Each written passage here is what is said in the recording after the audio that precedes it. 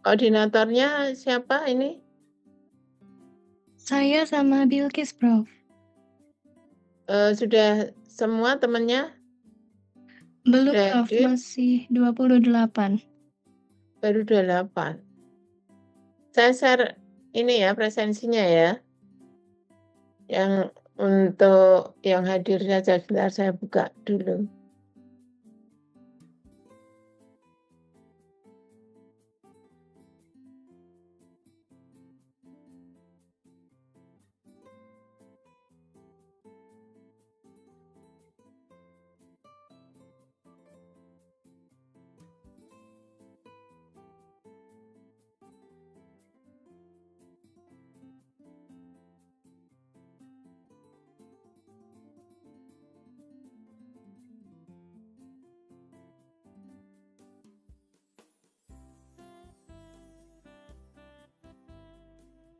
Terlihatkah?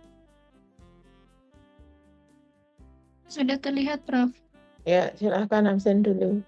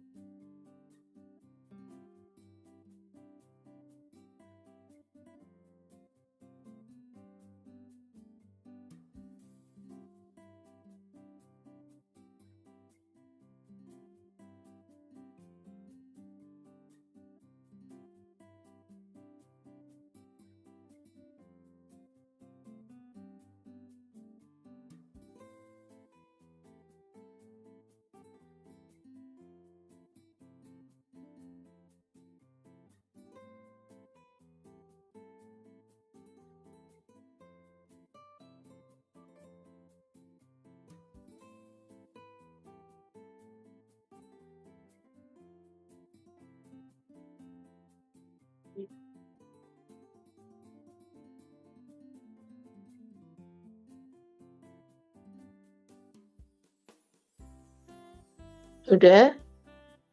Saya mulai aja ya, biar agak cepat. Prof, mohon maaf untuk atas nama Nisrina Mufidah sudah hadir tapi tidak bisa absen. Nisrina, mana orangnya? Bisa on cam?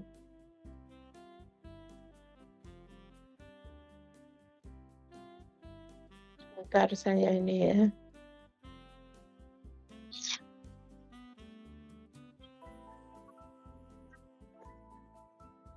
Oh, nah perjalanan kok yang nggak mau saya ngabsenkan nanti kalau sudah ini aja.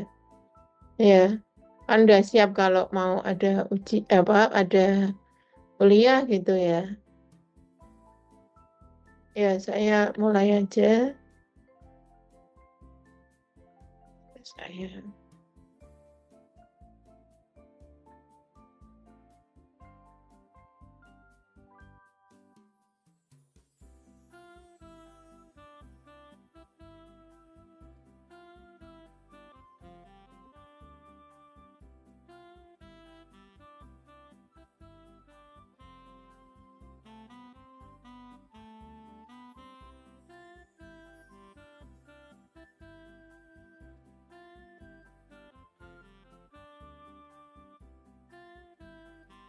Sudah terlihat kah?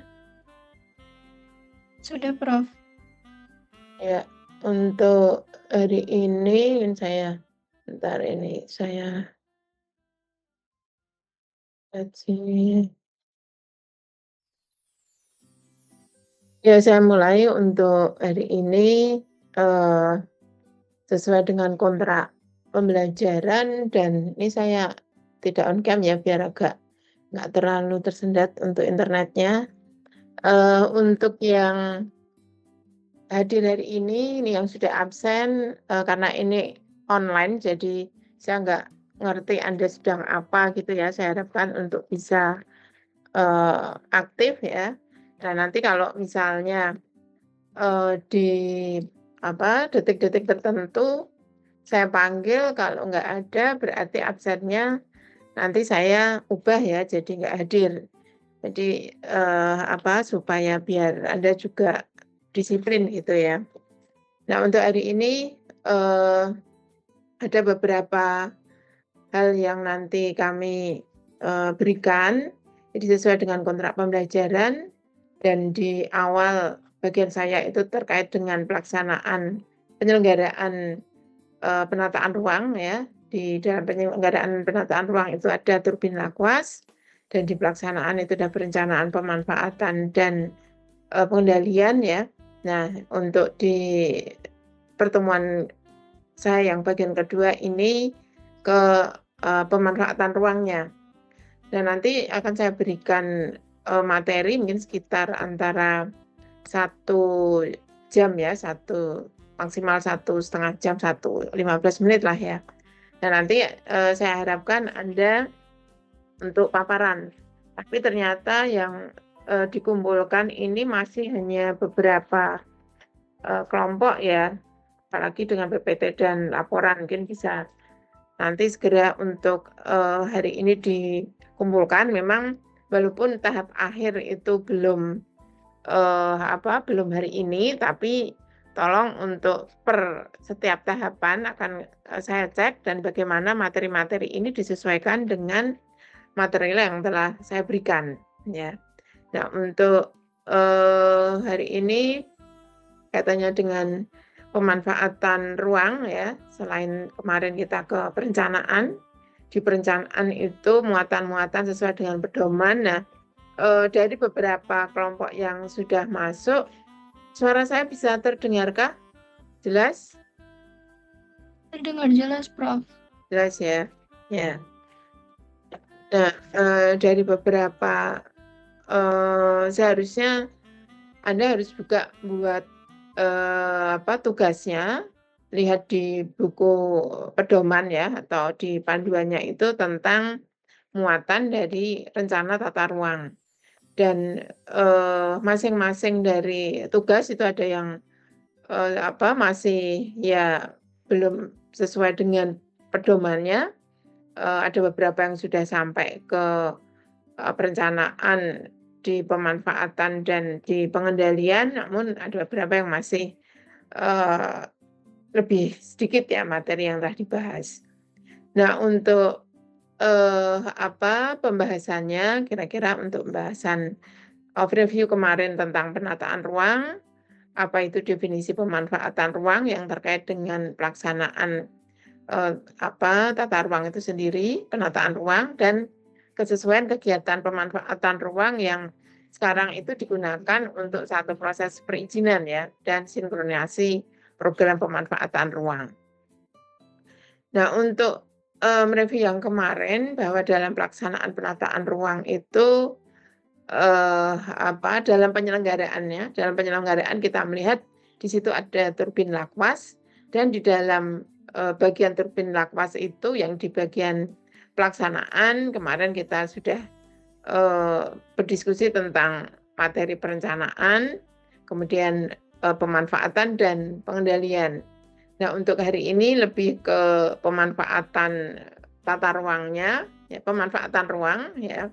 Kalau kemarin perencanaan tata ruang, di perencanaan tata ruang itu ada beberapa hierarki dalam rencana tata ruang, mulai dari nasional, kemudian provinsi, kabupaten, kota, dan di RDTR ya. Nah ini perencanaan tata ruang sesuai dengan proses penyusunannya sampai terbitnya Persub dan bagaimana kelengkapan muatan dan prosedur yang sesuai dengan yang ada di Permen. Nah ini sampai kemarin kita diskusi bentuk penetapan atau legalitasnya ya, dari yang rencana umum dan rencana rinci, dari yang mulai yang PP sampai ke perkada. Dan untuk ke pemanfaatan ruang di dalam pelaksanaan penataan ruang ini isinya itu terdiri dari program ya, program-program yang merupakan perwujudan dari pemanfaatan lahan dan ruang. Artinya bagaimana lahan yang ada dalam satu wilayah dan kota itu sendiri yang digunakan untuk kegiatan-kegiatan yang membutuhkan ruang ya. Dan di situ dalam pemanfaatan ruang terdiri dari beberapa indikasi program ya, dengan berbagai indikasi program yang sesuai dengan beberapa sektor dan adanya linsek lintas sektor gitu ya. Dan untuk di pengendalian itu nanti di pertemuan yang ketiga, di pengendalian itu nanti isinya bagaimana kegiatan-kegiatan yang terkait dengan penerapan ketentuan yang sesuai dengan KKPR ya, kesesuaian kegiatan manfaatan ruang, serta adanya insentif dan disinsentif dan bagaimana pengenaan sanksi dari beberapa kegiatan yang tidak sesuai dengan rencana tata ruang. Nah, untuk elemen penataan ruang itu tadi ya yang terdiri dari perencanaan, pemanfaatan, dan pengendalian. Jadi kalau perencanaannya itu adalah perencanaan tata ruang yang di dalamnya itu terdiri dari struktur dan pola ruang. Makanya yang ditugas saya harapkan semua yang diambil itu ada petanya yang di dalamnya mencantumkan struktur dan pola ruang. Minimal ada itu dan didukung oleh peta-peta yang lainnya justru nanti memperkaya yang terkait dengan program-program yang nanti yang ada di dalam pemanfaatan ruang. Nah, di perencanaan tata ruang itu yang terdiri dari berbagai struktur dan pola ruang dan bagaimana penetapan rencana tata ruang ya tadi sudah saya singgung. Jadi bagaimana proses penyusunannya, kemudian substansi sesuai dengan panduan atau pedoman, dan bagaimana ditetapkan dan bagaimana proses penetapan. Nanti kalau kemarin kayaknya sebelum saya berikan untuk contoh ini ya proses penetapan nanti saya berikan, kalau di kelas lain kemarin sudah saya berikan. Dan untuk yang hari ini pemanfaatan ruang, di pemanfaatan ruang ini adalah mewujudkan struktur dan pola ruang sesuai dengan rencana tata ruang. Di atas kan rencana ya, di yang bagian atas itu rencana tata ruang yang terdiri dari pola dan struktur ruang. Dan di pemanfaatan ruang ini bagaimana mewujudkan struktur dan pola ruang yang diindikasikan ke dalam indikasi program dan pembiayaan. Jadi di dalam tugas yang Anda buat itu tidak hanya sesuai dan tidak sesuai, sepertinya itu kayaknya pada contoh yang di kakak kelas ya, saya masih kurang setuju sebenarnya yang hanya melihat kesesuaian muatan, tapi harus Anda bahas isi muatan tadi di dalam rencana tata ruang itu seperti apa pola dan struktur ruangnya, dan dibahas bisa terkait dengan permasalahan dan perkembangan yang terjadi. Dan untuk pemanfaatan ruang dari pola dan struktur ruang yang ada di rencana tata ruang itu cocokkan dengan program-programnya. Selain tadi membahas isi dari ketentuan yang ada di buku panduan, tapi Anda harus cross-check isi muatan di dalam indikasi program tersebut sesuai struktur dan pola ruangnya enggak, gitu ya. Dan ketidaksesuaiannya itu diakibatkan oleh apa? Nah, ini mungkin untuk yang di RT RW kabupaten dan yang di LDTR. Untuk yang di kabupaten, Anda bisa cross check untuk yang di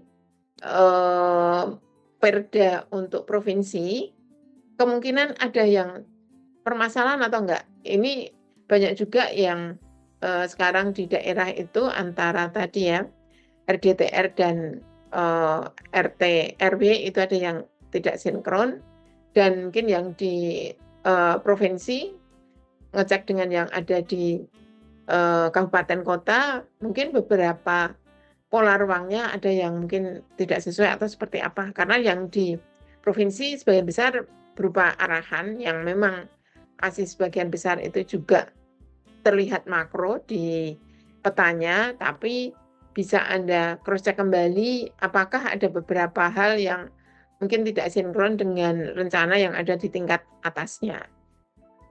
Nah, untuk yang di pengendalian ini pengendalian pemanfaatan ruang, artinya di pemanfaatan ruang tadi ada beberapa indikasi program dan pembiayaannya. Nah, di pengendalian ini adalah upaya untuk mewujudkan tertib tata ruang. Artinya dengan rencana-rencana yang diindikasi program dalam pemanfaatan ruang itu sudah dibuat di rencana tata ruang, dan bagaimana untuk mewujudkan, artinya dalam mewujudkan ini dalam tahap pembangunan. Nah, itu perlu adanya satu pengendalian. Dalam hal ini pengendalian ini terdiri dari perizinan, kemudian dalam satu proses itu bisa adanya satu insentif dan disinsentif, serta mungkin sanksi. Nah, ini elemen-elemen yang terkait dengan penataan ruang yang kemarin kita bahas dalam satu penyelenggaraan penataan ruang yang terdiri dari turbin lakwas, dan ini adalah bagian yang pelaksanaan. Nah, kita sekarang melihat satu persatu untuk ke pemanfaatan ruang ya. Di dalam pemanfaatan tata ruang ya, kalau kita melihat bahwa di dalam rencana tata ruangnya terdiri dari struktur dan pola ruang.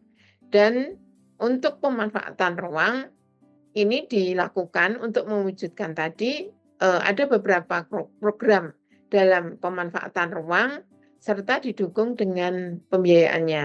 Nah, ini kalau mungkin pas waktu Anda studio itu sudah melakukan ini ya, dari kegiatan-kegiatan atau usulan program yang Anda buat sesuai dengan pola dan struktur ruangnya, dan disertai dengan biayaan.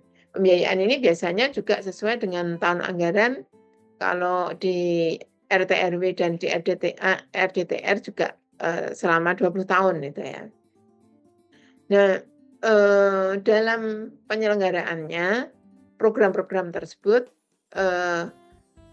dijabarkan di dalam beberapa jangka waktu ya, dengan rincian biasanya 5 tahunan ya. Jadi dalam 5 tahun nanti Anda cross check, dan di situ dalam programnya bagaimana untuk mengembangkan penatagunaan lahan. Nanti ada beberapa substansi ya yang harusnya memang dalam satu rencana tata ruang itu ada yang sudah terbangun atau ke pembangunan baru. Nah, bagaimana untuk mengembangkan dalam pemanfaatan ruang yang di dalamnya ada beberapa hal untuk mengembangkan penatagunaan lahan, dan di situ ada penatagunaan air dan bagaimana ruang tersebut dengan isinya. Jadi sumber daya alam yang ada di dalam itu dan bagaimana mengembangkan isi. Nah, untuk pemanfaatan ruang ini, jadi di situ ada bagaimana perumusan kebijakan strategi secara operasional ya. Jadi ada beberapa wilayah atau beberapa yang terkait dengan kawasan strategis. Nah, itu juga ada di dalam rencana tata ruang itu. Jadi kita kemarin juga sudah menyinggung berdasarkan dari aturan yang baru, ada beberapa kawasan strategis yang dihilangkan ya. Artinya untuk efisiensi, dan beberapa kawasan strategis itu masuk ke dalam rencana tata ruang ya, tidak khusus kawasan strategis. Kalau kawasan strategis sendiri itu hanya di level nasional.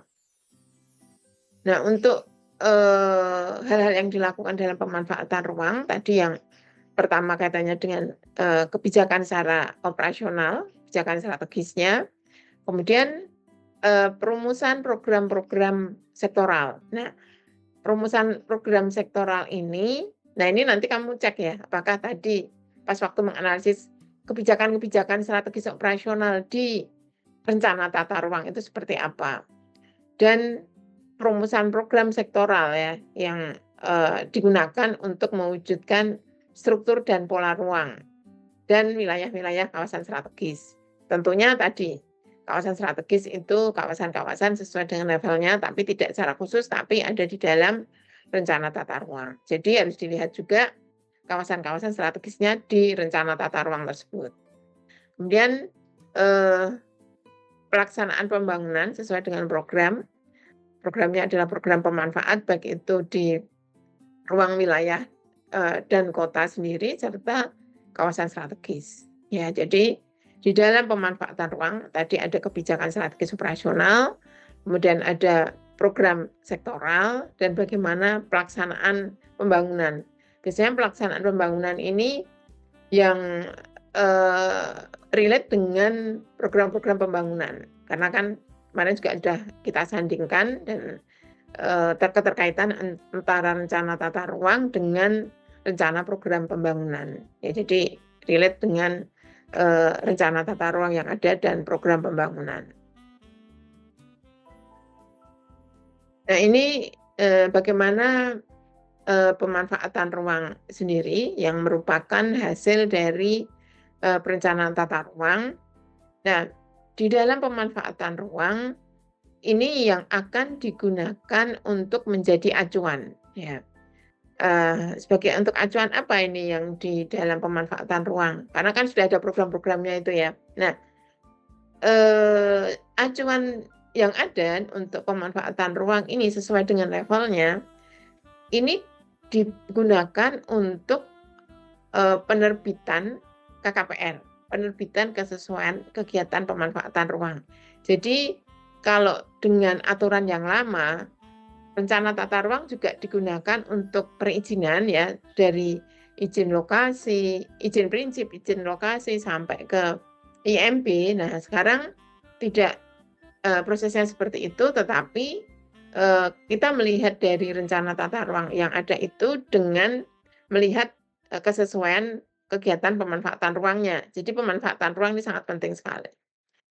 Nah, isinya di situ, jadi nanti kalau perizinan melihatnya pemanfaatan ruangnya ya.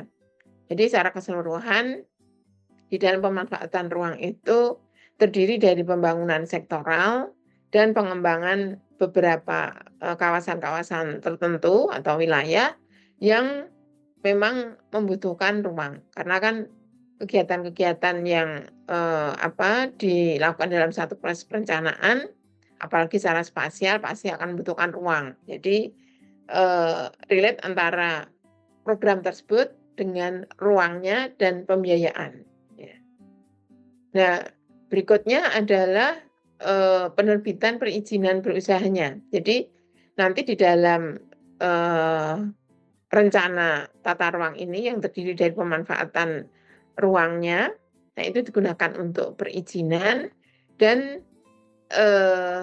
perizinan ini sekarang dibedakan antara perizinan berusaha dan non berusaha. Artinya ada beberapa yang misalnya untuk kegiatan-kegiatan infrastruktur, untuk kegiatan yang untuk masyarakat berpenghasilan menengah ke bawah, berpenghasilan rendah ke bawah, nah itu perlu untuk perizinannya, namun bisa termasuk juga yang perizinan non berusaha. Jadi ada yang dipisahkan antara berusaha dan non berusaha. Nah, itu untuk nanti sampai ke proses perizinannya. Nah, ini sedikit bagian yang penyelenggaraan kegiatan-kegiatan pemanfaatan ruang ini sudah kita singgung di depan, namun ini kaitannya juga dengan muatan yang ada di dalam perda tersebut. Ini pasal per pasal. Anda bisa cross check pasal per pasalnya itu apakah sesuai dengan buku pedoman enggak gitu ya, rinci enggak. Biasanya sih kalau memang sudah dilegalkan ya sesuai gitu ya. Tapi mungkin Anda bisa mengkritisi, jadi tidak hanya tadi sesuai dan tidak sesuai, tapi mengkritisi isinya dan melihat dari masing-masing, misalnya yang di pasal 32 ini ya. Jadi pasal 32 itu terdiri dari bagaimana untuk melakukan satu pelaksanaan program pemanfaatan ruang, kemudian bagaimana pemanfaatan ruang itu bisa dilakukan dan dikembangkan untuk kegiatan-kegiatan baik itu mungkin secara vertikal ataupun mungkin landed dan yang lainnya itu harus terlihat, dan bagaimana pemanfaatan ruang yang terkait juga dengan pembiayaannya, ya baik itu kegiatan-kegiatan di dalam satu indikasi program itu didetailkan atau tidak gitu. Nah itu masuk ke situ. Nah selain itu juga mencantumkan adanya indikasi program dengan jangka waktu tertentu ya yang memang ditetapkan sesuai dengan muatan rencana tata ruang baik itu struktur maupun pola ruang. Nah selain itu juga di dalam pelaksanaan pemanfaatan ruang ini harus tersinkronisasi antara pemanfaatan ruang dengan wilayah-wilayah administrasi di sekitarnya. Jadi pasal 32 biasanya itu lebih banyak memuat bagaimana pemanfaatan ruang menurut Undang-Undang Penataan Ruang gitu ya. Nah, di dalam pasal tersebut biasanya itu dikembangkan ya dengan isi muatan yang ada di dalamnya itu terkait dengan pembangunan prasarana dan sarana, serta ada beberapa hal yang terkait dengan kepentingan umum dan ada prioritas hak-hak tertentu, bagaimana misalnya ada perubahan guna lahan, kemudian mungkin ada pengalihan hak atas lahan itu sendiri. Nah ini disesuaikan dengan peraturan-peraturan yang ada. Nah, di dalam pemanfaatan ruang itu sendiri yang dikembangkan dalam satu perencanaan itu beberapa hal yang ada itu terdiri dari penata guna tanah, penata gunaan air, penata gunaan udara, dan sumber daya yang lainnya. Nah, ini didukung dengan adanya neraca ya, ada neracanya di sebelah kanan ini.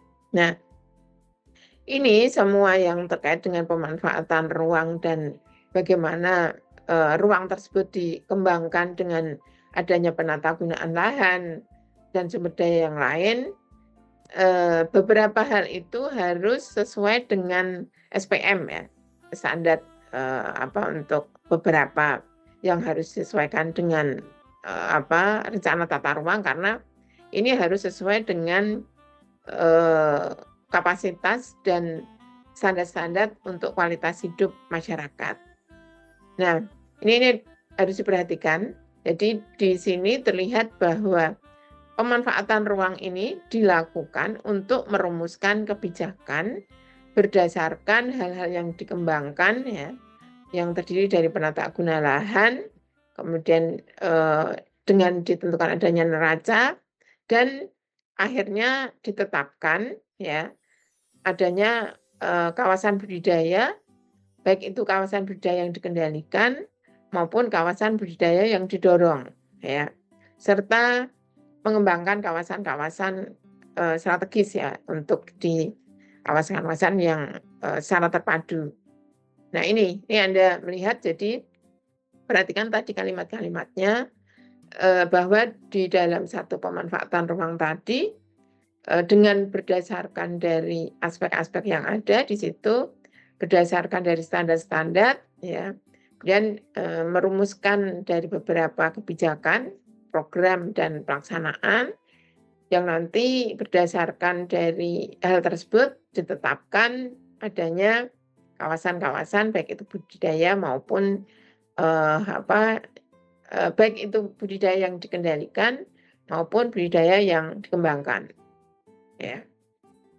Nah ini kalau disesuaikan dengan pemanfaatan ruang, mungkin pada waktu studio ya, studio kan sudah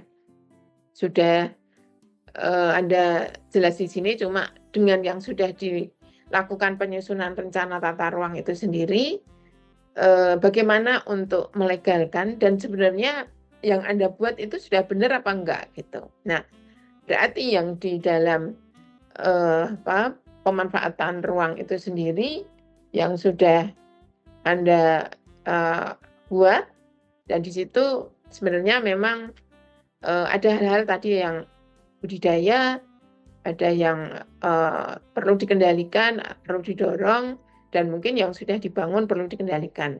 Nah, ini gambaran antara saat ini ya. Kemudian Anda kan T plus 19 ya sampai ke T plus 20 untuk 20 tahun. Nah, di dalam pemanfaatan ruang, di situ berarti di dalam 20 tahun ke depan, isi dalam pemanfaatan ruang dalam program, indikasi program yang dibuat, di situ ada beberapa kondisi bahwa ada lahan yang kosong atau idle dan beberapa hal yang sudah terbangun atau terisi. Jadi dengan pemanfaatan ruang ini tidak hanya kita membangun baru di lahan yang baru, yang lahan kosong, tapi Anda juga harus merencanakan bagaimana yang sudah terbangun ini untuk dilakukan beberapa program dalam pemanfaatannya sehingga nanti disesuaikan antara lokasi yang terbangun yang sudah ada itu bagaimana untuk 20 tahun ke depannya, dan dengan prediksi beberapa kegiatan yang ada juga akan dikembangkan fungsi-fungsi yang sesuai dengan rencana tata ruangnya. Nah, di sini terlihat juga di dalam pemanfaatan ruang itu sendiri yang berasal dari rencana tata ruang. Nah, di situ ada ini untuk ke program sektoralnya serta ada beberapa tahapan-tahapan perubahan pemanfaatan ruangnya yang tujuannya memang untuk 20 ke depan itu menjadikan rencana yang lebih baik gitu ya. Jadi kalau lihat di situ. Nah, kita lihat gambar di sini yang T1 sampai T19 dan yang 20 ini yang tahun rencananya. Berarti selama T1 sampai T19 ya sampai ke akhir perencanaan, ini adalah program-programnya. Tadi ya yang baik itu terdiri dari yang idle land maupun lahan-lahan yang sudah terbangun gitu ya. Nah, ini indikasi program juga harus disesuaikan dan dilengkapi dengan peta. Makanya tadi saya minta untuk koordinator untuk tugas-tugasnya itu harus ada peta-petanya, dan di peta itu apakah poin-poin yang pemanfaatan ruang itu sudah jelas. Jadi bahasnya tidak pemanfaatan ruang terdiri dari struktur dan pola ruang. Struktur dan pola ruang itu isinya apa saja, tidak hanya itu, tetapi tahapan-tahapan kegiatan yang dilakukan dalam program pemanfaatan ruang ini di dalam indikasi program, apakah kegiatan-kegiatan itu untuk baik itu yang di lahan yang idle atau mungkin yang sudah terbangun itu seperti apa. Jadi ada satu mengkritisi dari isi muatan di dalam pemanfaatan ruang tersebut yang disesuaikan dengan rencana dan pola ruang. Sampai di sini ada yang bertanya kah? Silahkan kalau mau bertanya.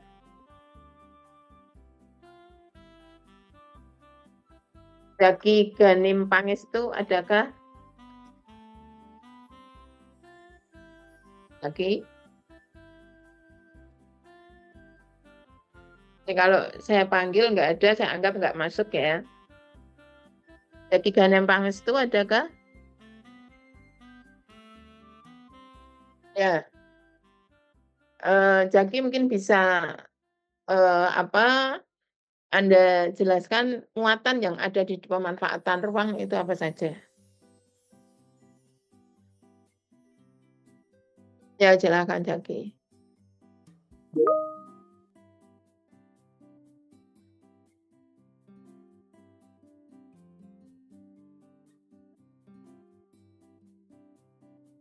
Ya, kok nggak ada suaranya?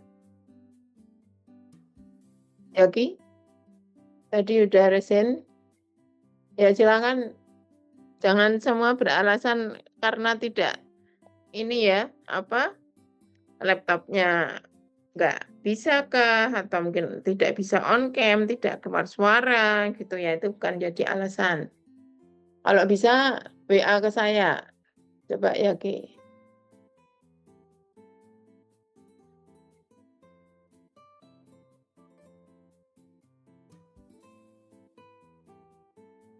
Ya, berarti saya anggap nggak ada ya di sini ya.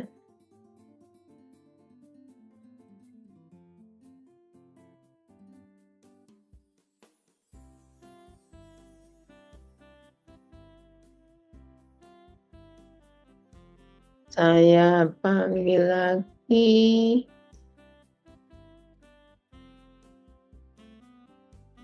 Lensa Aliusin. Coba.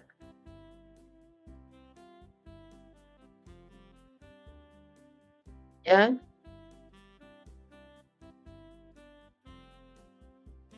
Lensa Aliusin adakah? Hadir Ya. Bu.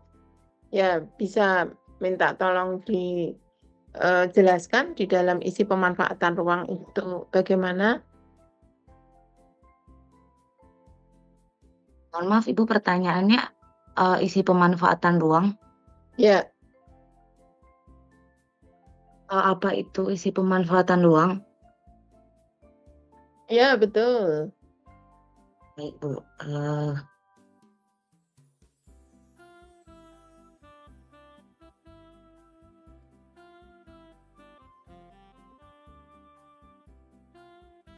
Jangan buka Oh. AI ya. Ya kan yang saya jelaskan dari tadi apa saja di situ. Ya baik Bu, pemanfaatan ruang ini berisi tata ruang dan berisi tata ruang untuk mewujudkan struktur ruang dan pola ruang yang sesuai dengan rencana. Kira-kira isinya apa saja? Isinya ada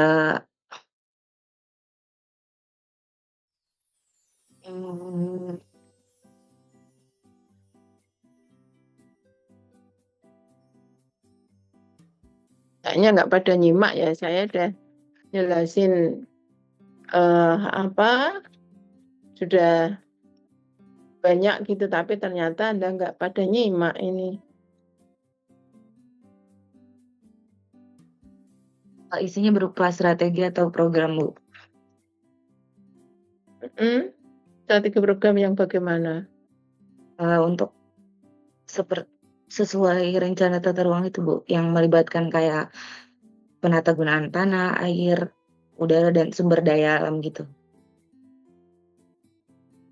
Ya, kurang lengkap ya, lama sekali tadi. Terus coba satu lagi, Yuliana Manurung.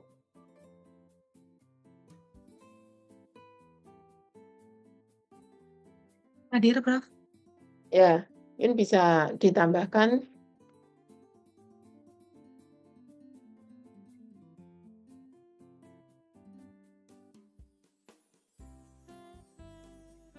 Ya, Yuliana. Iya, baik, Prof. Untuk dari muatan dari pemanfaatan ruang itu ada perencanaan, pemanfaatan, dan pengendalian. Lalu dari sistem pemanfaatan ruang itu sendiri, yang pertama ada penyelenggaraan penataan ruang, di mana di sini terkait dengan pengaturan, ada perencanaan, lalu ada pengawasan terkait dengan pengendalian, dan yang terakhir itu ada pembinaan, di mana dia terkait dengan pemanfaatan. Lalu untuk elemen dari penataan ruang itu sendiri, ada isi program ruang-ruangnya, lalu ada terbitannya, sampai ke proses penyusunan. Lalu ada pengendalian kegiatan yang sesuai dengan institusinya dari institut dari DIS insentifnya. Lalu yang terakhir itu ada pemanfaatan ruang yang bertujuan untuk mewujudkan dari struktur dan pola ruang yang sesuai dengan rencana tata ruang.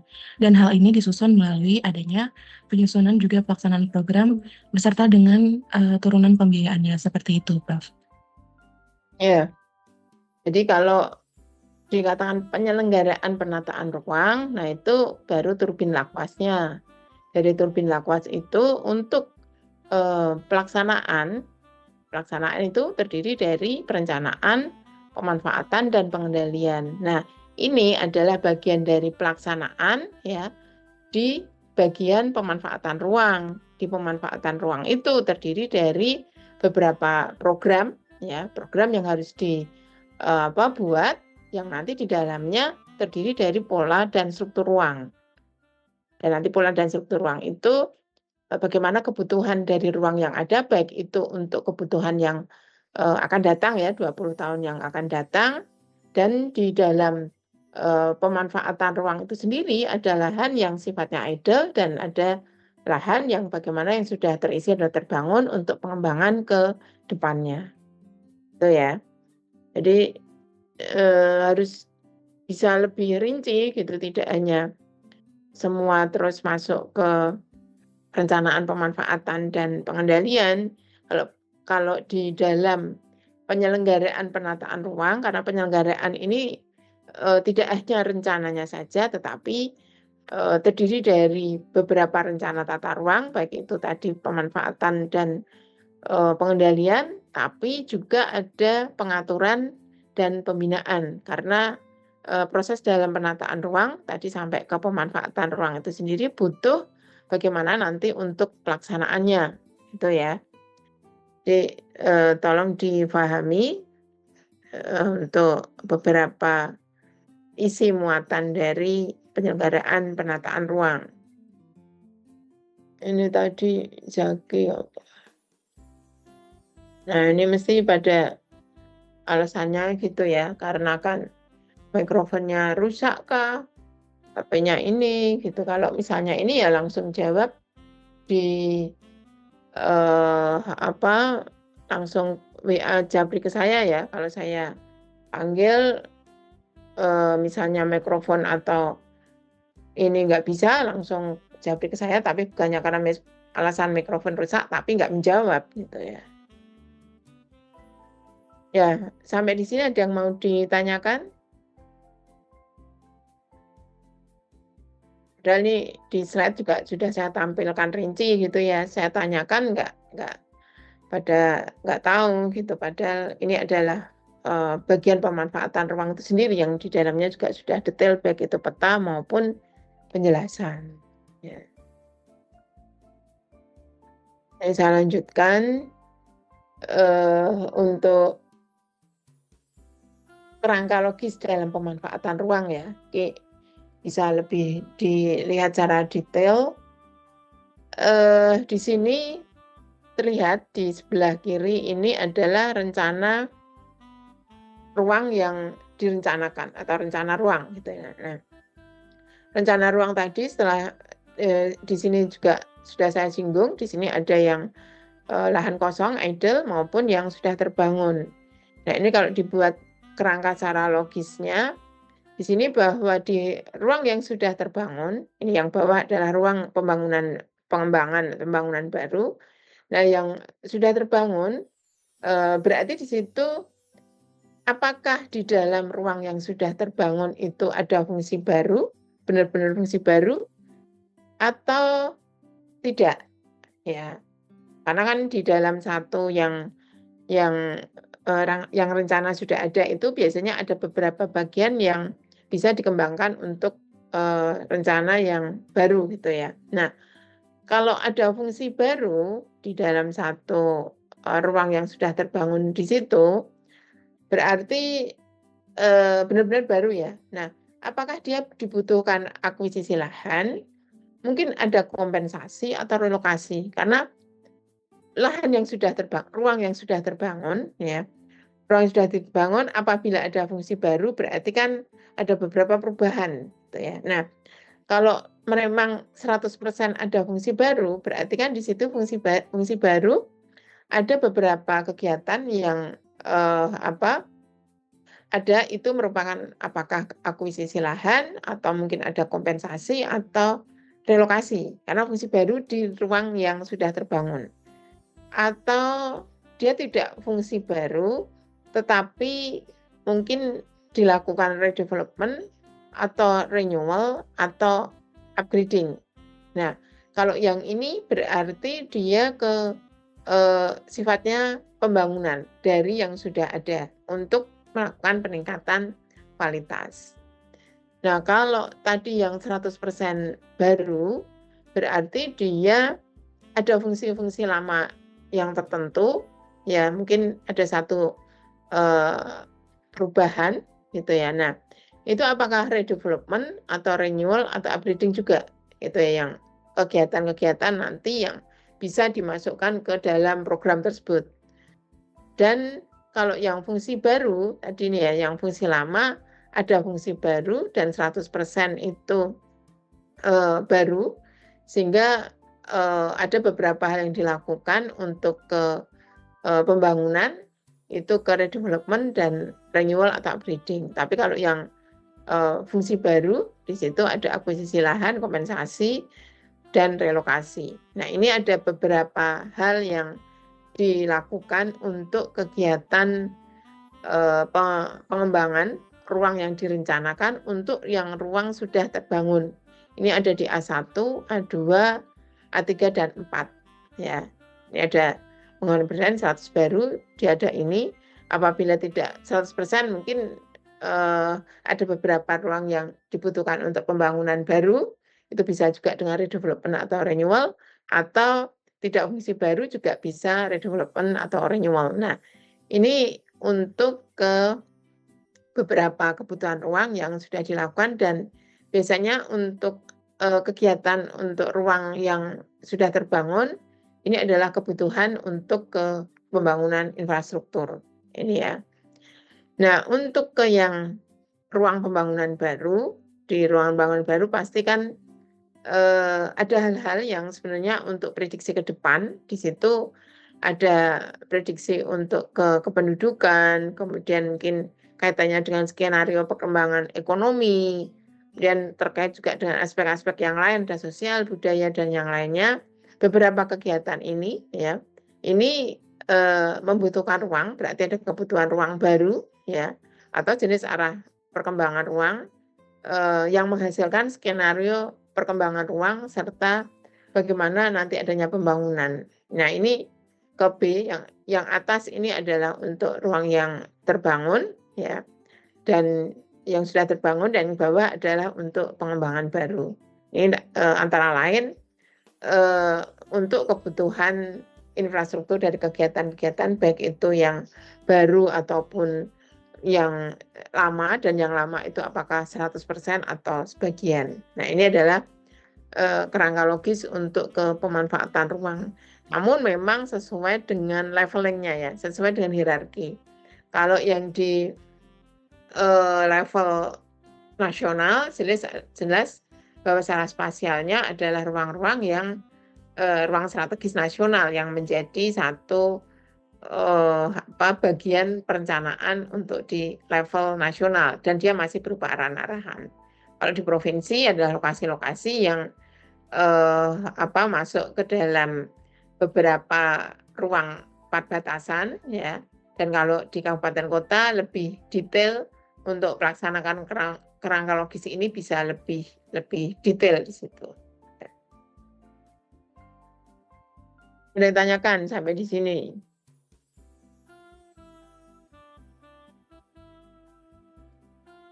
Oh, kalau enggak saya lanjutkan.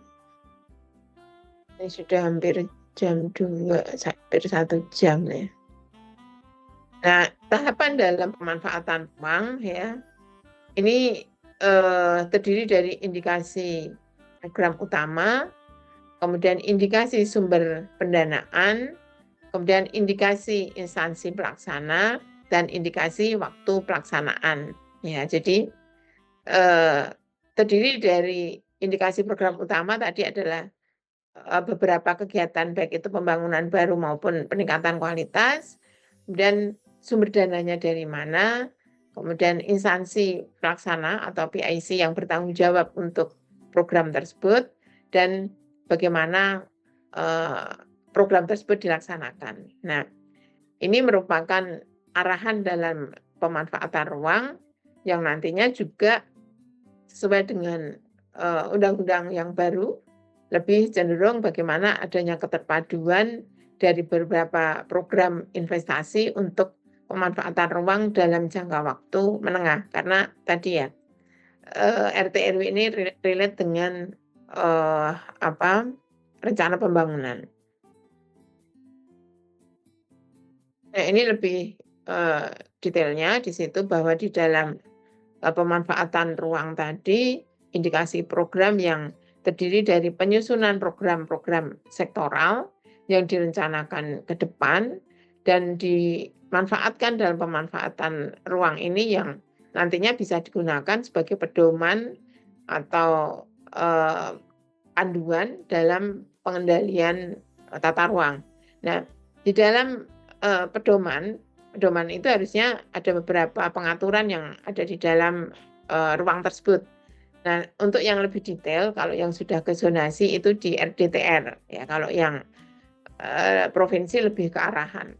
Nah, di sini ada pengaturan zonasi, perizinan, insentif dan disinsentif serta sanksi.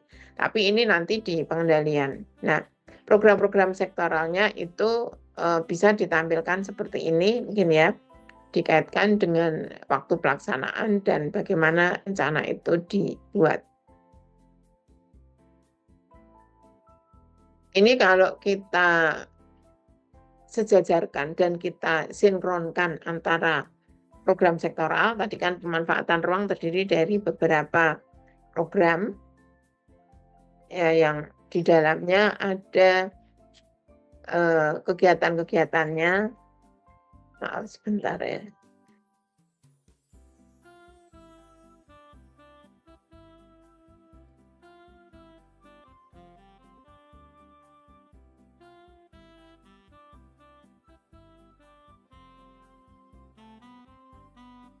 Ada.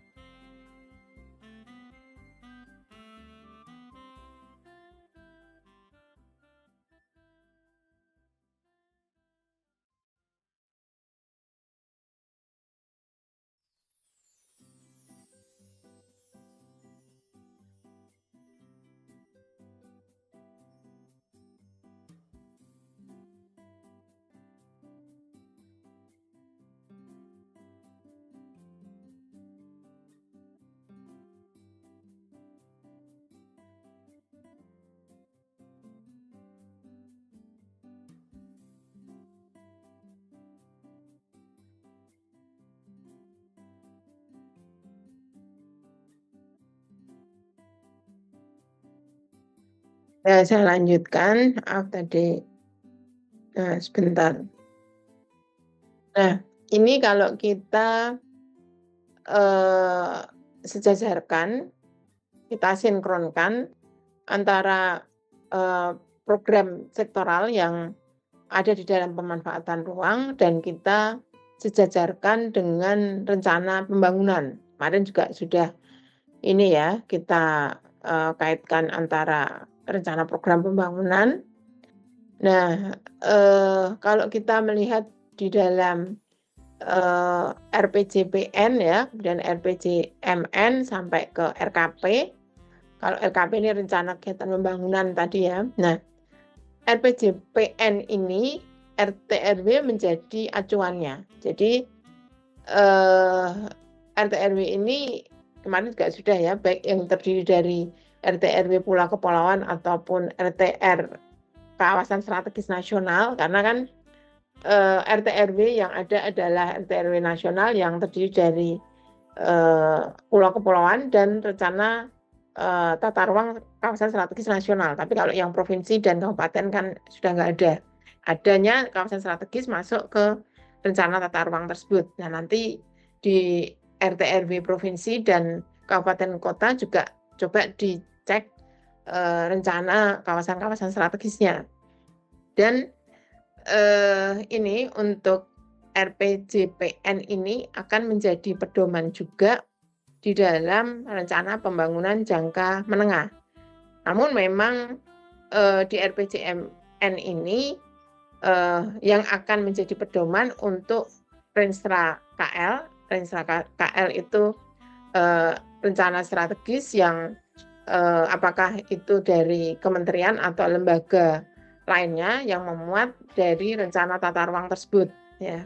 Nah, dari RPJM itu pasti akan diturunkan untuk ke Renstra dan Renja, karena tadi dari rencana tata ruang, kemudian ada rencana program pembangunan. Dari rencana program pembangunan itu kan tadi rencana strategis dari kementerian atau lembaga, biasanya kan 5 tahunan. Nah, nanti diturunkan ke Renja, ya.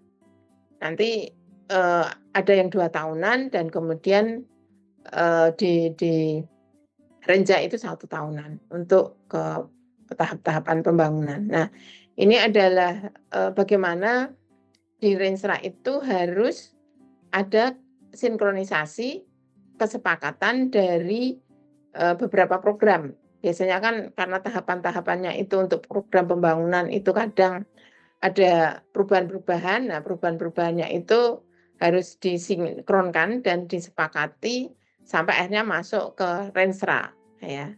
Renstra kemudian diturunkan, yang Renstra menjadi satu pedoman yang diturunkan ke Renja. Nah, sinkronisasi ini yang akhirnya juga itu akan mengkaitkan dengan program-program RPI 2JM. RPI 2JM itu rencana pembangunan infrastruktur dan investasi jangka menengah. Jadi mungkin kalau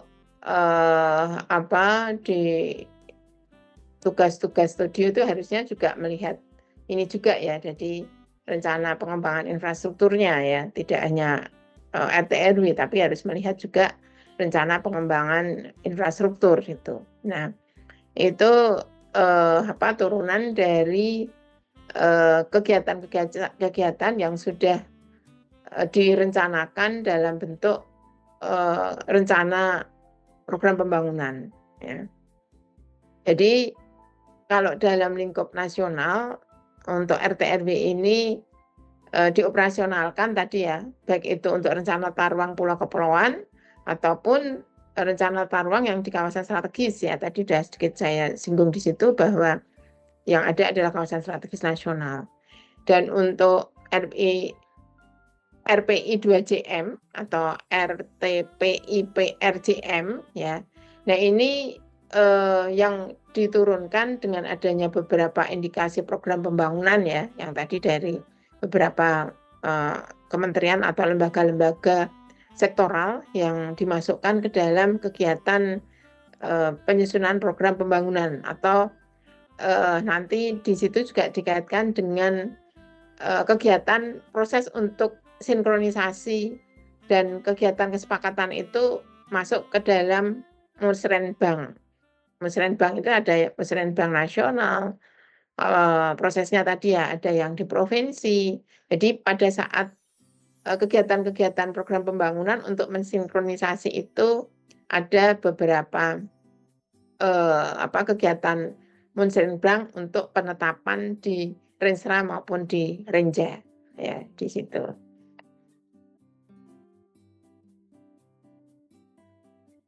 Nah, ini untuk cakupan dan pelaksanaan, tapi sudah disesuaikan dengan PP yang baru, PP 21 2021.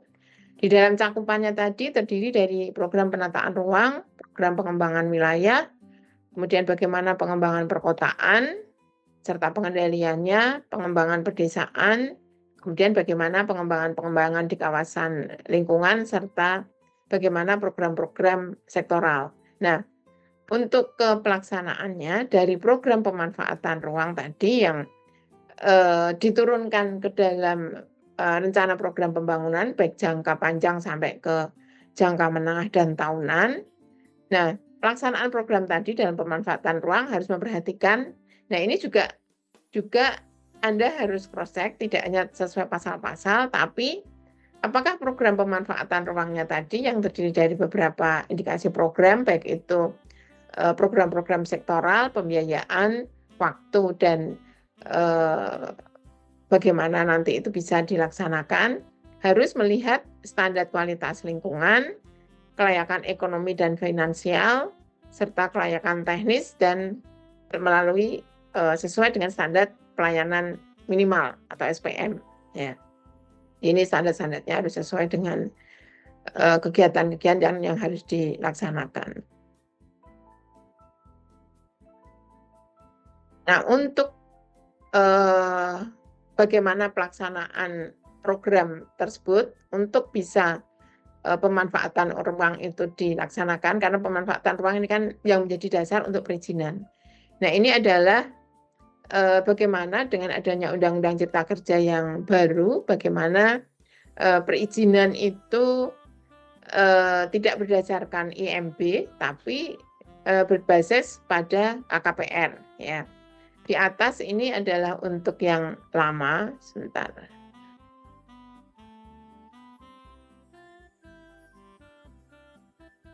Yang di atas ini adalah sebelum Undang-Undang Cipta Kerja, yang di bawah setelah adanya Undang-Undang Cipta Kerja. Jadi ada penyederhanaan kegiatan pemanfaatan ruangnya itu. Jadi kalau di Undang-Undang Cipta Kerja yang lama kan untuk bagaimana tadi ya pelaksanaan pembangunan berdasarkan dari pemanfaatan ruang, di situ ada perizinan. Nah, di sini dulu ada perizinan izin prinsip, izin lokasi, sampai IMB itu ya. Nah, ini semua perizinan itu berdasarkan dari rencana tata ruang. Nah ya, ini dilihat. Nah, dengan dasar semua ini kemudian ada perteknya, dan baru mengajukan izin lokasi dan izin penggunaan pemanfaatan ruang. Nah, di situ nanti ada izin lingkungan, izin mendirikan bangunan, izin usaha, gitu ya, sampai bagaimana kegiatan pemanfaatan ruang itu disetujui dengan perizinan yang diajukan. Nah, ini semua ini berdasarkan dari ini, baik itu RT, RW dari yang paling bawah sampai ke atasnya harus sesuai. Ya. Nah, setelah adanya Undang-Undang Cipta Kerja, jadi lebih diperpendek untuk proses perizinannya. Jadi setiap kabupaten kota itu harus mempunyai RT RW dan RDTR ya untuk setiap lokasi ya. Nah, sekarang untuk permohonan untuk perizinan itu dilakukan dengan pendekatan OSS ya.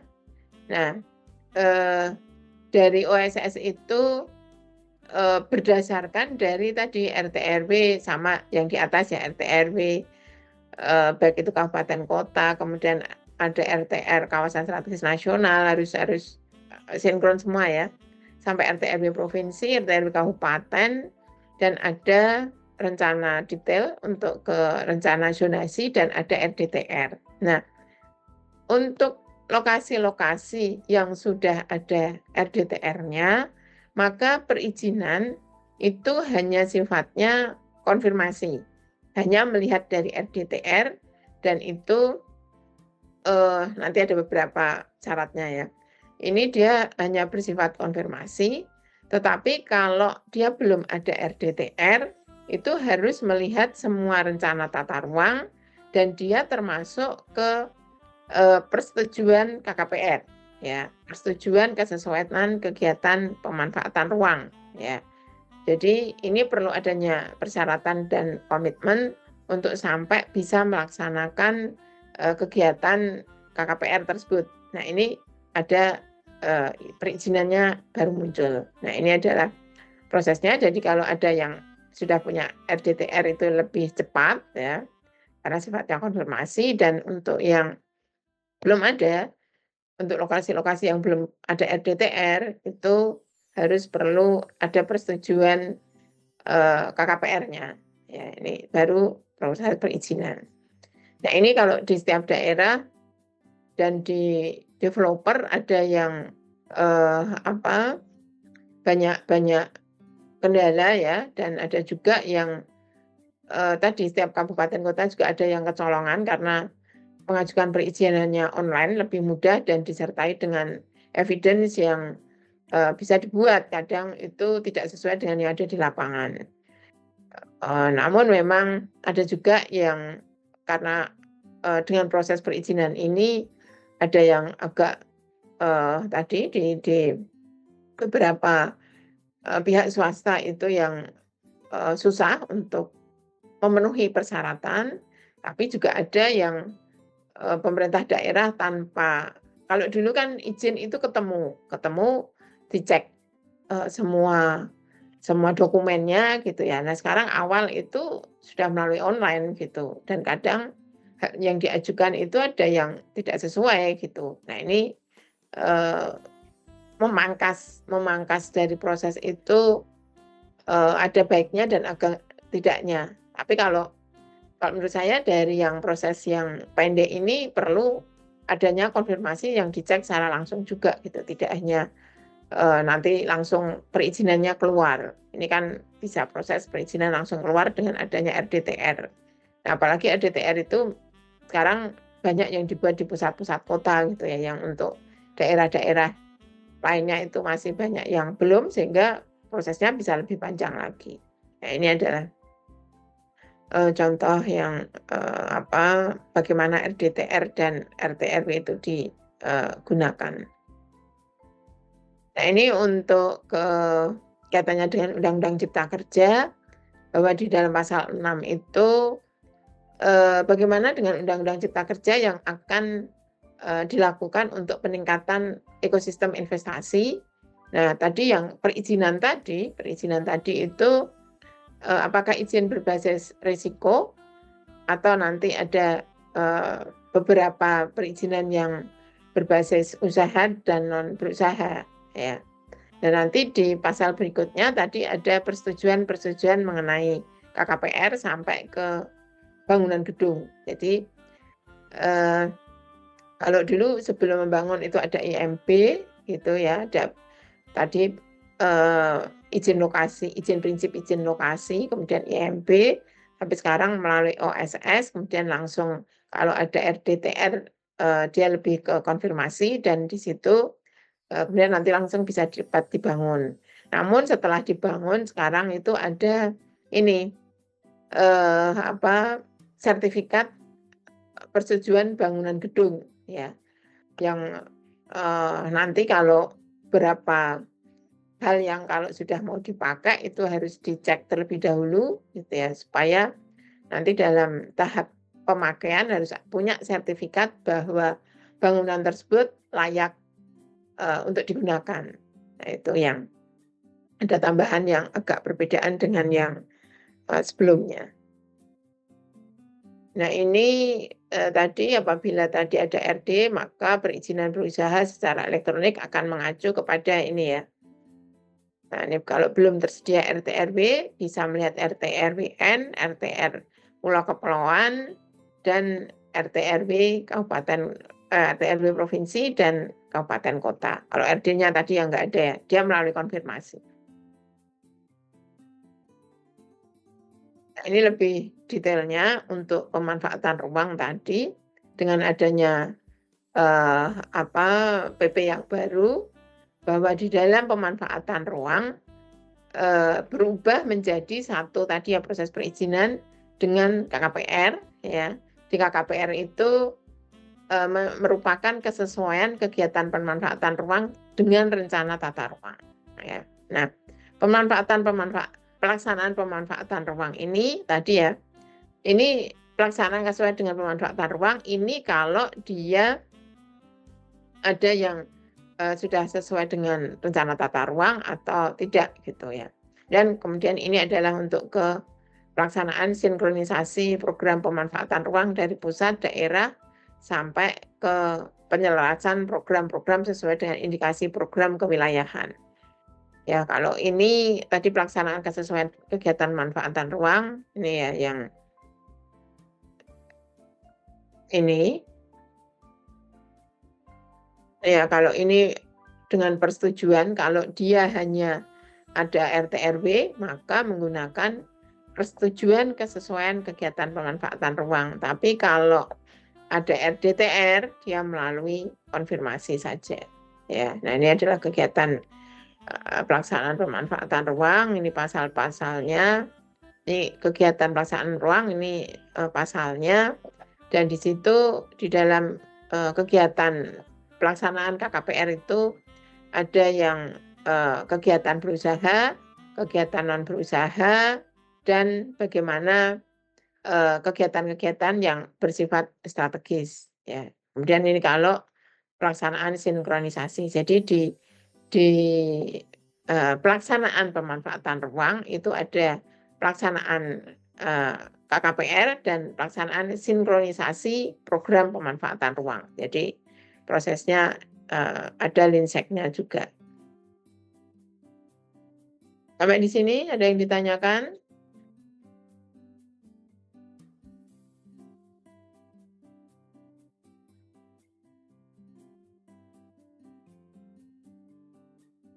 Silakan kalau ada yang bertanya.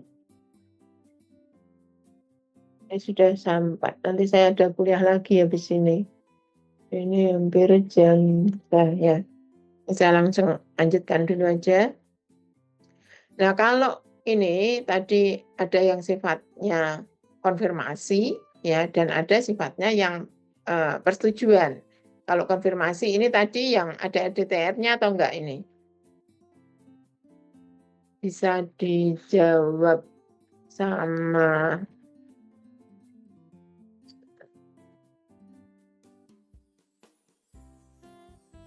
Muhammad Fairuz, Jilal, adakah? Ya, Prof. Ya, ini ada dua kanan kiri ya, 4 kolom, tapi yang kolom kiri itu yang warna merah dan warna abu-abu yang di kanan. Nah, kalau tadi ada yang sudah punya RDTRK dan ada yang belum, gitu ya. Kalau yang sudah ada RDTR-nya, prosesnya menggunakan yang kiri atau kanan?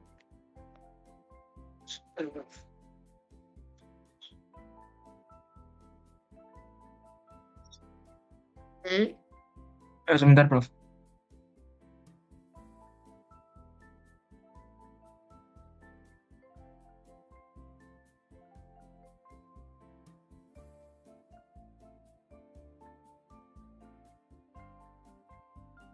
Ya, gimana Virus?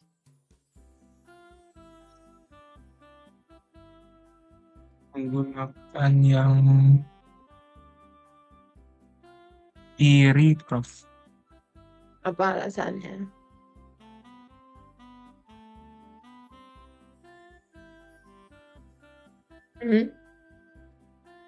Apa Virus? Karena hanya bersifat konfirmasi jika ada RDTR itu cuma konfirmasi saja, Prof. Tidak memerlukan persetujuan KKPR. Dia sifatnya konfirmasi. Yang kiri ya? Ya. Ya. Saya tanya lagi. Afidatun Nurul Nikmah? Hadir, Prof. Ya. Kalau kamu bagaimana? Kanan atau kiri?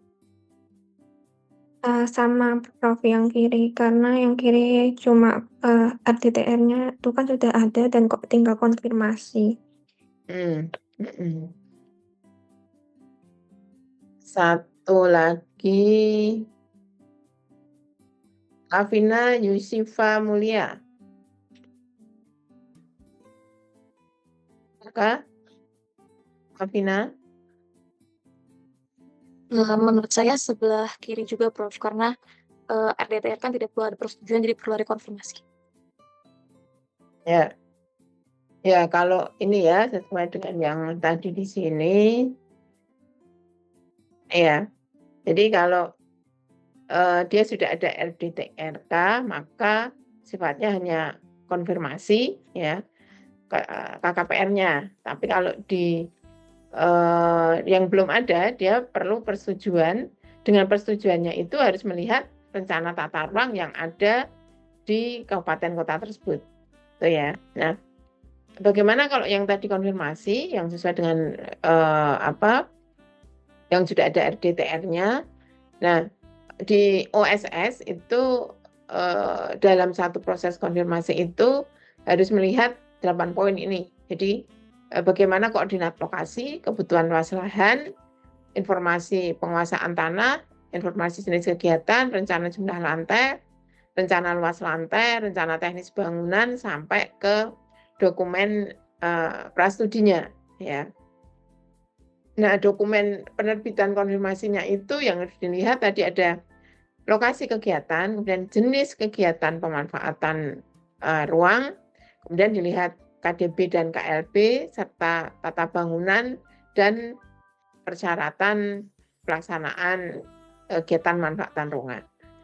Nah, kalau persetujuan itu sama, cuma memang dia tidak ada RD, jadi agak lebih sifatnya lebih makro ya, yang dilihat hanya rencana tata ruang. Ini hampir sama, cuma bedanya jadi di dalam dokumen pendaftaran ini dia tidak ada dokumen prastudinya, ya, jadi berbeda. Dan untuk yang di dokumen penerbitannya dia tidak ada di sini langsung ke jenis peruntukan pemanfaatan ruang, karena kan di RT/RW yang dilihat adalah pola ruangnya tadi ya, jadi lihatnya untuk jenis peruntukan pemanfaatan ruang, KDB KLB-nya sama. Kemudian apa yang dilihat di situ, di sini ini indikasi program manfaatan ruang. Nah, kalau di RDTRK kan dia lebih detail per zona ya, per blok per zona. Nah, kalau di RT/RW dia kan masih dalam bentuk indikasi program yang ada di dalam, kalau dipetakan itu bisa ada di dalam pola ruang. Ya, ini perbedaannya di situ. Dan nanti apa yang di tugas yang RDTR dan di RT/RW tolong dicek itu. Nah, ini tadi kesesuaian kegiatan manfaatan ruang. Jadi di KKPR itu tadi ada kegiatan berusaha, kegiatan non berusaha, dan kebijakan di kawasan-kawasan strategis. Nah, proses untuk perizinannya kalau dia sudah ada RD, maka sifatnya konfirmasi. Tapi kalau belum, persetujuan, gitu ya. Ini sama semua, baik itu kegiatan berusaha dan non berusaha dan kegiatan-kegiatan yang sifatnya strategis nasional. Ini masuk ke situ dan ini proses perizinan. Nah, ini proses kesesuaian kegiatan manfaatan ruangnya, ini mulai dari ini ya untuk OSS-nya ya. Ini dari bagaimana tadi lokasinya, kemudian beberapa persyaratan yang lain, kemudian diajukan permohonan, registrasi, kemudian permohonan, sampai bagaimana menginput dari rencana-rencana yang diajukan, dan apakah dia berusaha atau non berusaha gitu ya. Nah, di sini kemudian bagaimana sistem OSS ini yang akhirnya nanti dilakukan pengecekan ya, ini dengan rencana tata ruang, makanya kan sekarang harus koordinatnya lebih detail ya di situ. Nah, itu kemudian konfirmasinya apakah ini tadi dia masuk konfirmasi atau persetujuan. Kalau sudah ada, dia masuk ke persetujuan, tapi harus melalui semua proses ini terlebih dahulu. Dan nanti kegiatan-kegiatannya tadi, apakah berusaha atau non berusaha, ya, berusaha dapat dijalankan dengan perizinan. Apakah misalnya berusaha dia berisiko rendah atau menengah atau tinggi, nah itu diklasifikasikan itu juga. Nah, ini adalah beberapa prosesnya. Nah, ini kalau untuk di wilayah darat dan laut sama juga ya, ini kegiatan berusaha, non berusaha atau kebijakan nasional yang bersifat strategis. Nah, ini untuk yang di darat, dan ini yang di laut, karena kalau dulu itu ada khusus yang di laut tentang RZWP3K ya, tapi sekarang udah jadi satu. Nah, ini adalah kalau yang di darat konfirmasi kesesuaian kegiatan manfaat ruang itu dengan RD itu bisa 1 hari ya. Tapi kalau dia tidak ada RD-nya ya, maka harus persetujuan dengan kegiatan manfaatan ruang lebih lama. Demikian juga untuk yang lainnya, dan untuk di wilayah laut itu juga hampir sama, cuma memang kalau yang di darat kan dia nggak masuk di situ ya. Nah, ini perbedaannya yang berusaha dan non berusaha ya, masuk ke situ. Dan ini proses untuk kegiatan ruang yang berusaha ya. Kegiatan berusaha itu sifatnya yang dia bersifat untuk ke investasi. Misalnya kegiatan pembangunan rumah gitu ya, dengan rumah yang dibangun developer itu dia berusaha gitu karena ada profit dari pihak developer. Tetapi untuk kegiatan rumah tipe kecil swadaya masyarakat gitu ya, itu dia termasuk non berusaha. Nah, itu, dan tadi ingat bahwa di situ ada kegiatan yang sifatnya pembangunan baru, ada kegiatan yang di lokasi yang sudah terbangun ya. Itu prosesnya dengan kelengkapan-kelengkapan yang disesuaikan dengan yang sudah ada. Nah, kemudian ini perizinannya yang non berusaha tadi ya, hampir sama, cuma tadi yang yang di sini untuk yang non berusaha yang membutuhkan dengan adanya RD yang sifatnya konfirmasi. Ini untuk yang di kawasan strategis ya, untuk bagaimana sistem elektronik dan yang lainnya, dan poin-poinnya tadi sudah disebutkan di situ. Nah, ini adanya satu perubahan untuk di lokasi-lokasi yang sifatnya bagaimana perubahan untuk fungsi di kawasan hutan berbeda dengan yang lama ya. Kalau ini untuk pasal per pasal dari PP 15/2010, dan ini adalah yang baru persetujuan KKPR, tapi untuk di lokasi-lokasi yang peruntukannya untuk di kawasan hutan ya, di hutan. Ini dan sinkronisasi tadi di sini kita bahas bahwa di pelaksanaan pemanfaatan ruang itu ada pelaksanaan KKPR dan sinkronisasi. Nah, tadi yang di pelaksanaan ada yang konfirmasi dan sifatnya persetujuan ya. Nah, bagaimana untuk sinkronisasinya? Sinkronisasi program termasuk SPPR.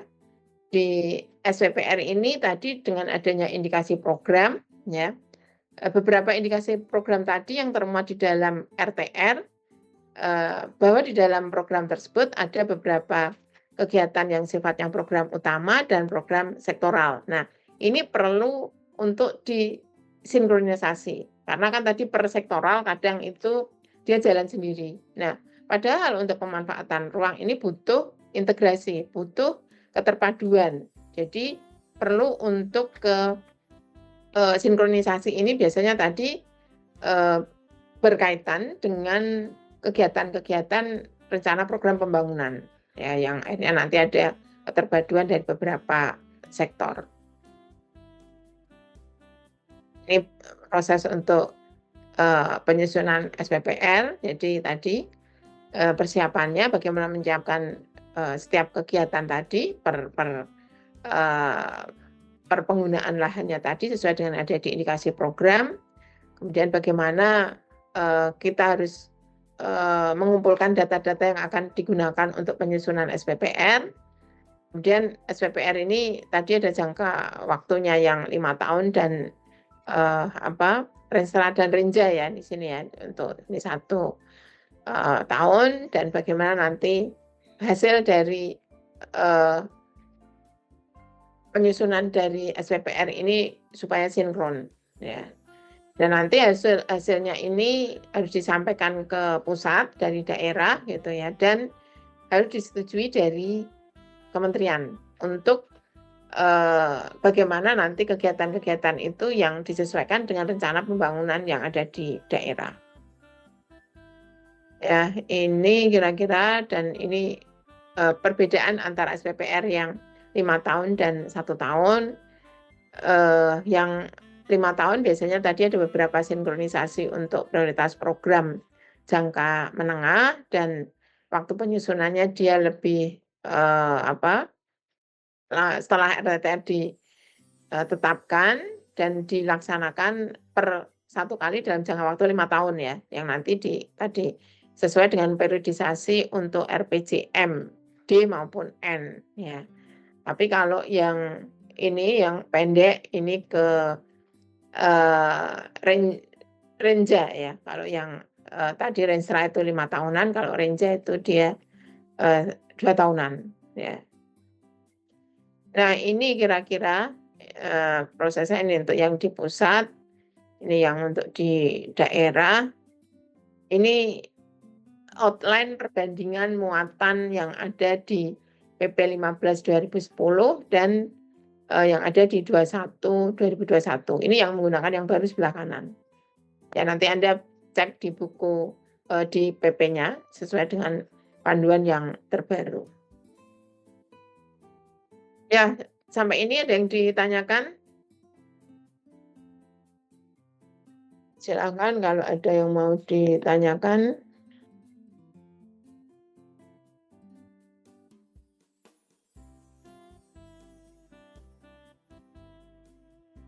Ada sedikit saya contoh sebentar.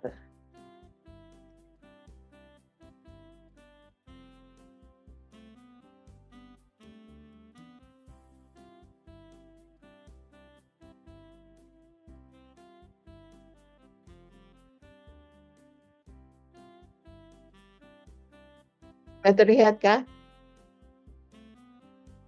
Sudah terlihat, Prof. Ya, ini contoh proses legalisasi ya. Memang ini tidak khusus untuk kepemanfaatan ruang, tapi sesuai dengan yang kemarin saya lupa yang kayaknya yang kelas ini belum saya tambahkan contohnya untuk legalisasi RT RW. Nah, ini terlihat bahwa di situ ada penyusunan RTR ya, dan dari penyusunan RTR itu dilakukan dengan validasi KLHS dan adanya koordinasi dengan FPR. FPR itu Forum Penataan Ruang, dan adanya kesepakatan. Baru setelah itu persetujuan dari kementerian ini untuk RT RW ya. Dan ada pembahasan forum lintas sektoral, Linsek ya. Dan di sini ada persetujuan untuk substansi teknis dan dilakukan sidang paripurna. Ini yang tahap di atas itu untuk proses penyusunannya. Sebentar. Yang di atas adalah proses penyusunan ya, sampai bagaimana persetujuan substansi oleh ATR, dan kemudian ini setelah akan dilakukan untuk pengajuan legalisasi, maka proses yang berikutnya adalah adanya bagaimana rencana yang sudah dibuat itu untuk dibuat raperdanya ya, dan dilakukan bagaimana di level bupati atau wali kota, kemudian disusun raperdanya, kemudian dari raperda itu kemudian konsultasi untuk ke pusat ya, harus ke kementerian Mendagri dan di Bangda, dan kemudian pada waktu Kemendagri ini harus ada ketemu untuk Linsek, kegiatan FGD untuk semua sektor. Kemudian kalau sudah disetujui baru dilakukan dengan evaluasi untuk kegiatan legalisasinya ya. Ini alur legalisasi RT RW Kabupaten Kota sesuai dengan PP 21 2021. Kemudian kalau yang di RD-nya, ini RD-nya, RD kan perkada ya, tidak tidak perda di perkada. Dia adalah ini penyusunan RDTR, jadi harus melibatkan semua stakeholder dan ada konsultasi publik, dan kegiatan itu untuk konsultasi publik itu dilakukan 2 kali, kemudian penyampaian rancangan untuk perkadanya ya ini dengan tim dan ke bupati atau wali kota serta diajukan ke kementerian. Nah, pada waktu pengajuan ke kementerian itu harus ada pembahasan lintas sektoral ya. Dan bagaimana di dalam linsek itu harus mengintegrasikan semua program ya. Dan setelah itu setelah disetujui baru penerbitan persetujuan persubnya dulu. Nah, kemudian setelah itu baru ada fasilitasi RDTR dengan tim biro hukumnya ya, dan terkait dengan Pemkotnya atau kabupaten atau kota, dan baru penetapan kada ya. Itu untuk alur legalisasi. Nah ini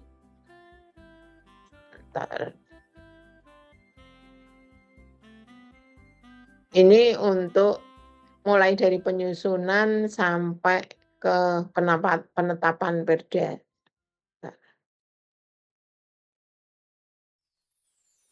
Ya ini mulai tahap untuk penyusunan FGD, kemudian ada bagaimana semua sektor dan dilakukan untuk laporan pendahuluan antara sampai ke laporan akhir, kemudian ada penyocokan rekomendasi dari BIK ya. Kemudian integrasi dengan RZBP 3K ini kaitannya dengan untuk wilayah tadi ya yang laut dan darat itu harus nyambung di situ. Kemudian ada berita acara dari Forum Penataan Ruang, kemudian pembentukan pansus untuk RT RW provinsi karena ini tahapnya untuk di provinsi ya di sini ya. Dan ini harmonisasi dengan Kemenhukam, Kemenkumham balik situ ya. Kemudian Pralinsek ini ya, sekarang harus ada ini Linsek harus ada, kemudian FGD, kemudian pengajuan KLAS, jadi ada bagaimana untuk kegiatan harus sesuai dengan kelayakannya ya, dan validasi.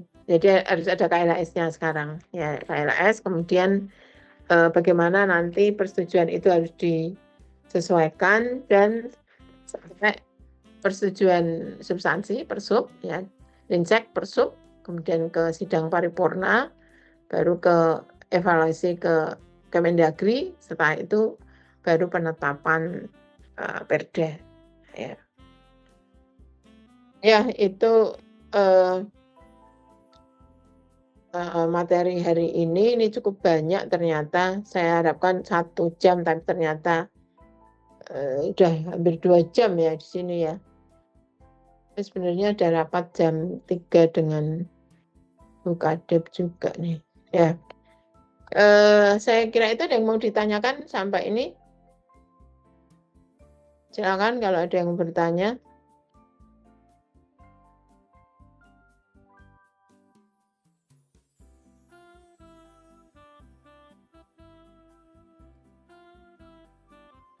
Saya tutup dulu.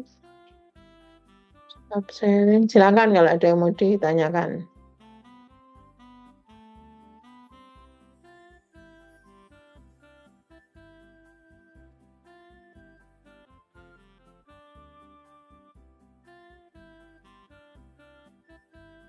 Nggak ada?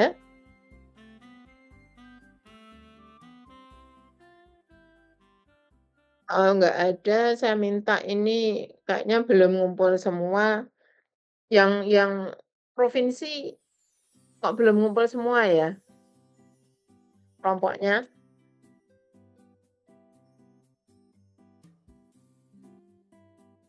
Provinsinya ini Aceh dan mana ini yang Aceh dan mana nih, apa, Sumatera Utara ya? Sumatera Utara dan Aceh. Belum pada ngumpulkan ini dua-duanya. Arisa Aulia,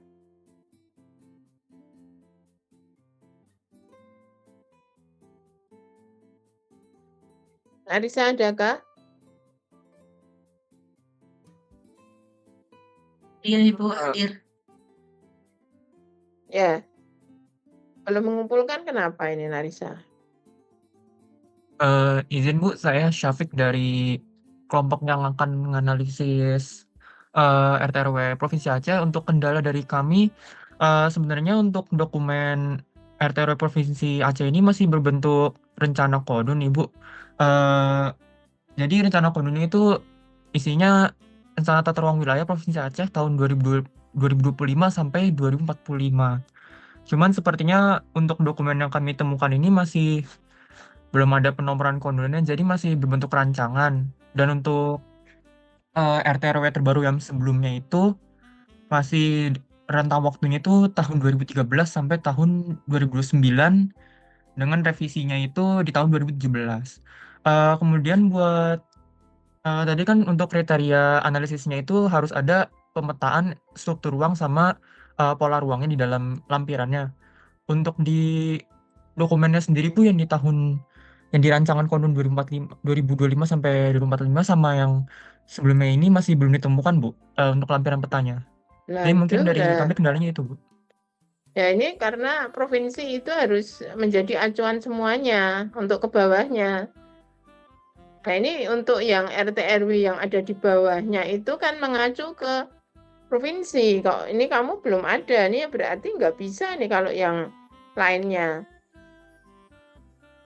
Kemarin tanya saya harapkan ini sudah ada dalam bentuk perda semua gitu. Tapi kan ini RD dan RT/RW yang lainnya kan nggak bisa karena di provinsinya belum ada. Kan kemarin saya sudah harus perdanya sudah jadi gitu ya. Nih, nggak jadi nggak bisa. Ini berarti provinsi yang di kabupaten kota dan RDTR yang ada di Aceh ini nggak bisa semua. Gimana?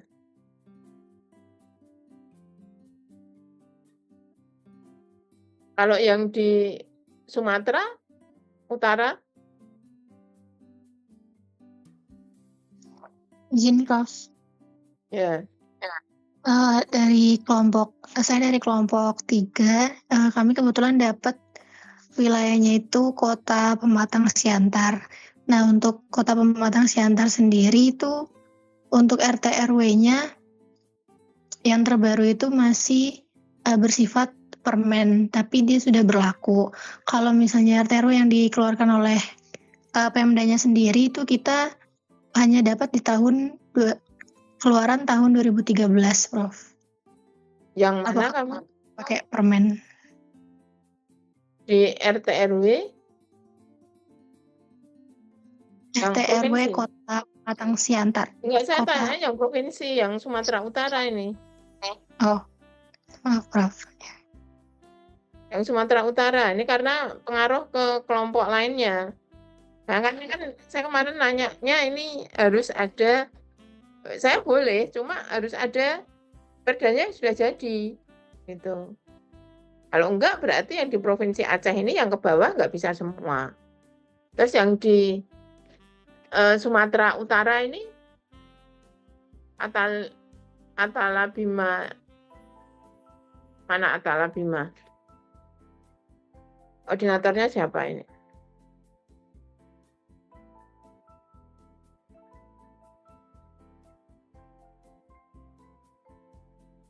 Balkis? Ini kayak gini nih loh yang kalau offline itu kan bisa ketemu ya. Kalau online tuh pada diam semua gini nih.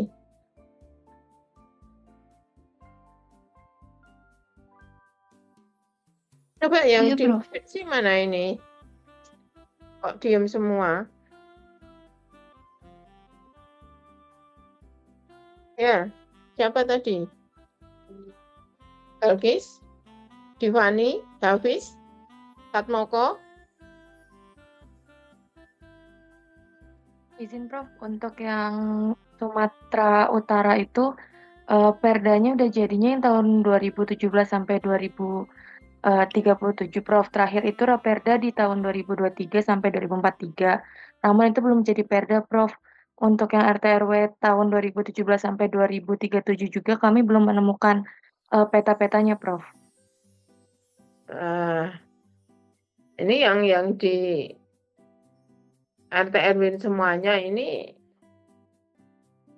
gimana ini? Kan saya pesannya harus sudah ada perdanya karena itu akan menjadi latihan untuk ngecek semua. Kalau masih belum ada ya nggak bisa.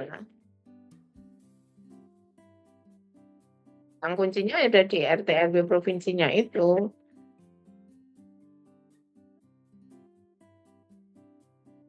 Gimana ini koordinator? Koordinatornya?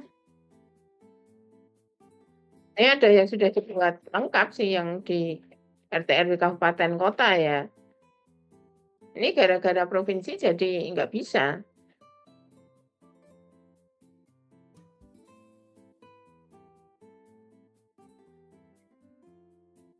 Ya, gimana nih?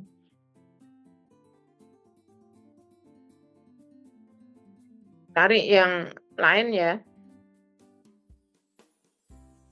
Harusnya kan ada paparan, tapi ternyata belum.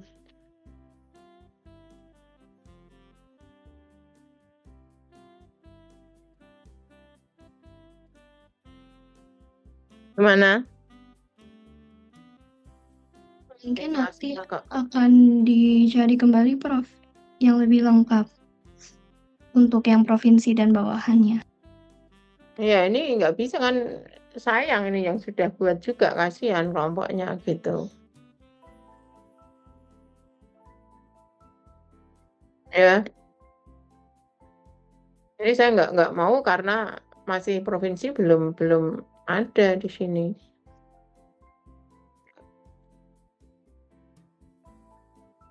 Ya kalau nggak ada, mungkin saya cukupkan sekian aja ini. Prof, izin masuk. Ya, Prof, tadi ada kendala absen dan udah konfirmasi ke Kormat juga, Prof.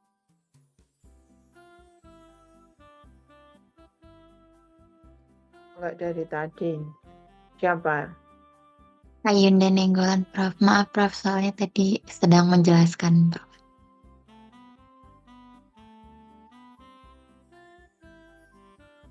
Ya. Ya, ini Terima kasih, gimana ya? Prof.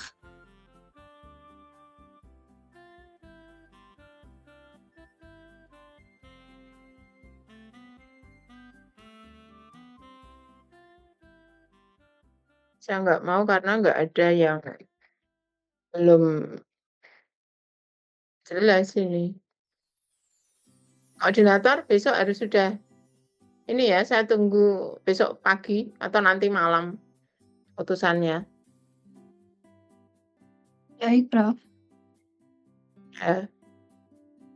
Ya mungkin kalau nggak ada saya cukupkan sekian aja. Tolong kelompok A, kelas A ini bisa lebih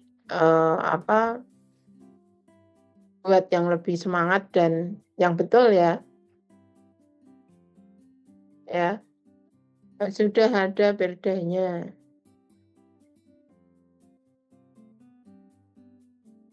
Ya kalau nggak ada, ini saya cukupkan sekian aja. Nanti berarti untuk minggu depan online lagi ya. Minggu depan tanggal 23 itu Anda sudah masuk apa belum? Tapi saya nggak mau kayak seperti ini lagi nih. Kayaknya juga nggak aktif, nggak paham, dan tugasnya juga kok masih belum bisa.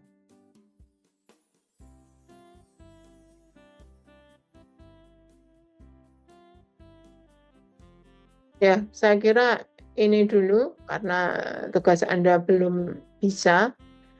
Saya cukupkan sekian, kita ketemu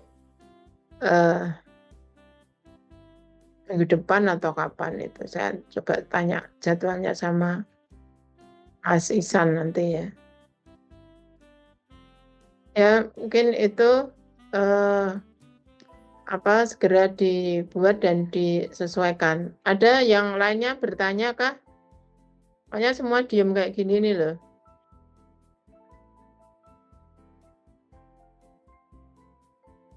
Nggak ada, saya cukupkan sekian. Terima kasih, saya akhiri. Assalamualaikum warahmatullahi wabarakatuh. Waalaikumsalam. Terima kasih, Prof.